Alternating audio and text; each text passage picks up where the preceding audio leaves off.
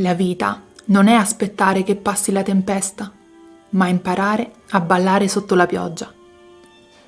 Quello che percepisci essere come una difficoltà nella tua vita è in realtà un'opportunità di crescita. Non bisogna aspettare che qualcosa passi per iniziare a vivere. La vita è ora, perfetta. Ti pone davanti a te esattamente quello che ti serve per crescere.